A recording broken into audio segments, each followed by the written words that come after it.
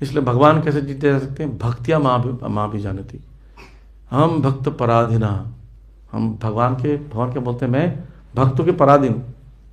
भक्त मेरे को जान जैसा डांस कराएंगे नाचूंगा। हाँ, तो और उस पर ऋणी हो जाते हैं भगवान, और ऋणी होकर स्वेच्छा से सेवा करने के लिए तत्पर रहते हैं। जैसे कि आप देखते हैं सुदामा सखा उनके जो है, वो जब गए, उनके पूरे शरीर में गंदगी थी, पैदल चल के गए और खून निकल रहा था, पैर फट गए थे, जिसके पास चप्पल नहीं है, मोजे नहीं है, जूते नहीं है, वो ट्रैवल करके आएगा कई किलोमीटर, है ना। आप देखिए द्वारका कहाँ है और अवंतीपुरा उज्जैन का है, या जो भी उनका घर था वहाँ से चलकर इतनी दूरी पर आए, चलते चलते चलते चलते, कोई नहाने की व्यवस्था नहीं, भूख प्यास। और भगवान के पास जब पहुँचे तो भगवान इतना प्रेम है कि भगवान दौड़ कर बाहर आ गए। जब उन्हें सुना द्वारपालों से कि मित्र उनका सुदामा मित्र है, तो भगवान ये नहीं देख रहे थे कि छोटा बड़ा क्या होता है, उन्होंने देखा भाई मेरे मित्र है। भगवान ने कोई भेदभाव नहीं किया, दौड़ कर गए और गले लगा लिया। ये नहीं कि तुम पहले नाव फिर देखते हैं भाई कैसे करना है, नहीं, तुरंत गले लगा लिया। सुदामा कितने दिन बाद तुम आए हो, चलो चलो चलो, हाथ पकड़ के खींच। सुदामा सब देख रहे हैं ऊपर भाई, क्या महल है, इतना पैसा है, कितने सुंदर दिख रहे हैं कृष्ण। तो हमारे साथ गुरुकुल में था, लेकिन हाथ पकड़ के जबरदस्ती खींच के ले जा रहे हैं, ऑलमोस्ट घसीटते हुए, और अंदर ले जाते हैं और उस आसन में बैठा देते हैं जहाँ पर स्वयं भगवान बैठे हुए थे, और उतनी मुलायम गद्दी पर वो जीवन में पहली बार बैठे, छू भी रहे हैं। और उनको बोलते हैं रुक्मिणी तुम जानती है कौन है, मेरा मित्र है बचपन का, इतने दिन बाद आया, देखो मैं उससे नाराज हूँ, इतने दिन बाद क्यों आया। तो रुक्मिणी जी खड़े हुए थे। रुक्मिणी जी क्या करी थी, चामर डुला रही थी उनको, जब भगवान भोजन ग्रहण कर रहे थे तब, और भगवान बीच में दौड़ के गए और भगवान ने उनके चरण धोए। अब सोचो चरण में कितना धूल मिट्टी फटा हुआ, उसको धो रहे हैं रगड़ रगड़ के अच्छे से, सुगंधित गुलाब जल से उसमें मसाज कर रहे हैं, दूध से और पंचामृत डालकर, फिर साफ के अपने हाथों में लेकर, ऐसे हाथ में लेकर अपने कपड़े से उत्तरी से पोंछ रहे हैं, और पैरों को देखकर उनको भगवान को दुख भी हो रहा है। और रुक्मिणी जी भाग्य देवी,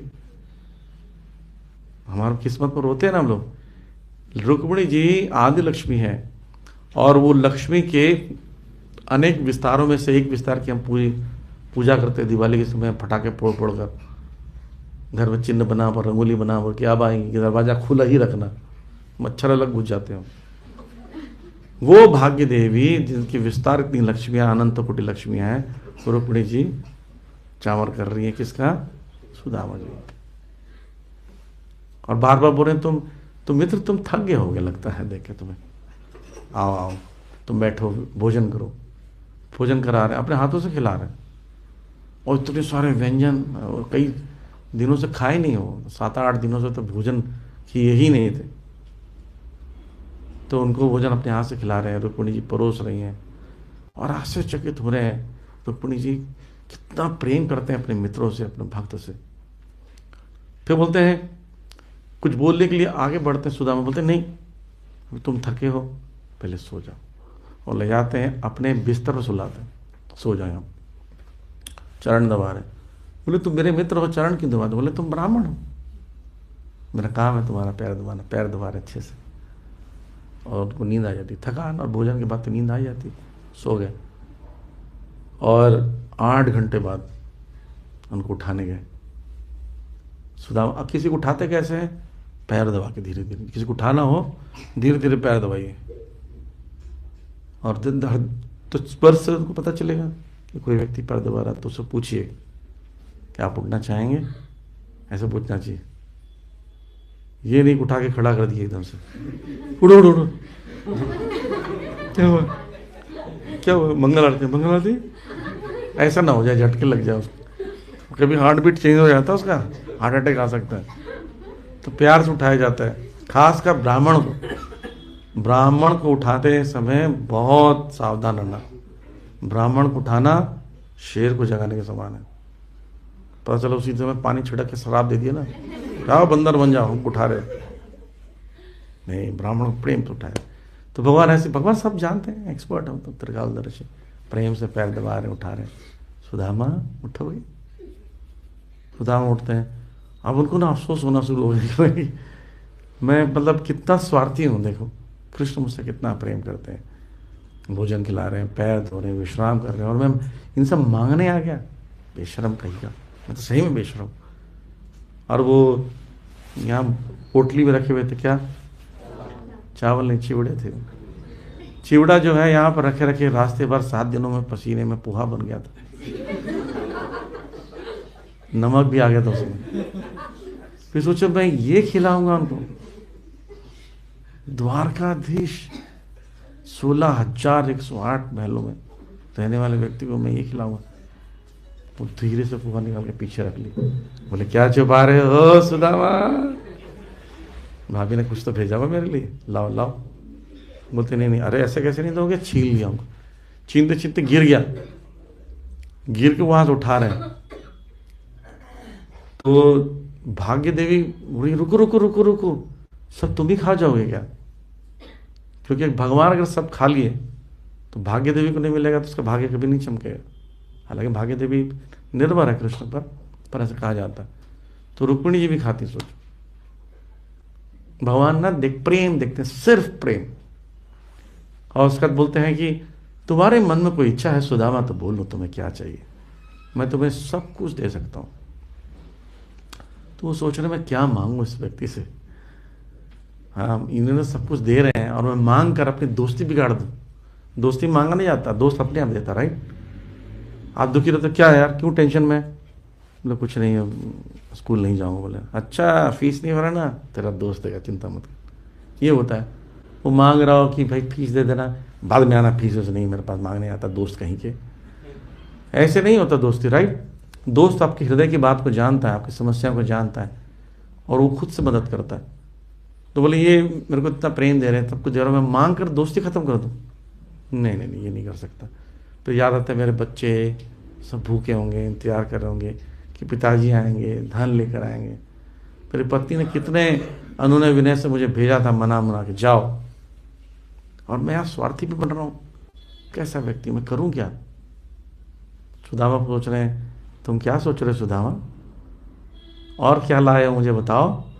बोलते नहीं मेरे पास तो कुछ भी नहीं है। तो बोलते तो उनको जाने का, अब उनको ना बेचैनी हो रही है कि मैं रह कर यहाँ पर से सेवा ले रहा हूँ, सब कुछ ले रहा हूँ, ठीक नहीं है, मैं कैसा ब्राह्मण हूँ, मैं इस जितने भी ऐश्वर्य अवस्था में जीने की आनंद ले रहा हूँ।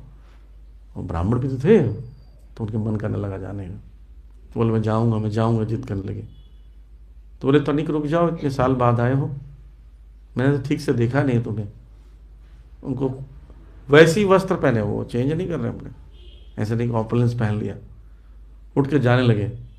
रुक्मिणी जी बोली कुछ दे दो, कुछ तो दे दो उसको। बोलते मैं देना तो सब कुछ चाहता हूँ, ये कुछ मांगता नहीं है, ये मांगे तो मैं पूरा संसार दे दूंगा। तो बोले बिना मांगे दे दो। बोले यही तो चक्कर है, ये जब तक मांगे मैं दे नहीं सकता। कि भक्त है मेरा ऐसा कि कुछ मांगना भी नहीं चाहता, कितनी समस्या ये है। तो बोलते बिना मांगे दे दो। बोले तुम नहीं दोगे तो मैं दूंगी। बोले तुम दे दो, मैं इसलिए दे नहीं सकता, मेरे पास अब कुछ बचा नहीं है। बोले क्यों। सुदामा के घर में कुछ देने के लिए था नहीं मेरे लिए। तो उसकी पत्नी को बोले जाओ कुछ मांग करो पड़ोस से। तो पत्नी उधारी से चिवड़ा लेकर आई, किसी घर से मांगा, उसका तो था नहीं, तो दूसरे के घर से मांगा और ऋण लेकर मेरे लिए चिवड़ा लेकर आया।